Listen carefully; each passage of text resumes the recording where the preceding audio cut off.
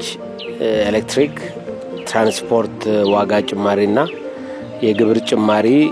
የኑሮ ውድነቱን ያማከለ አይደለም ኮሌራ አዲስ አበባን ጨምሮ በአገሪቱ ዋና ከተማዎች ተከስቷል ጉዳዩ መንግስት ደብቆታል የኢትዮጵያ ትምህርት ጥራት በእጅጉ የተጓደለ ነው ለዚህ ዋነኛው ምክንያት ለመምህራን በቂ ትኩረት አለመስጠቱ ነው በውጪ ምንዛሪ ጥረት የቆሙ ፋብሪካዎች ብዙ ናቸው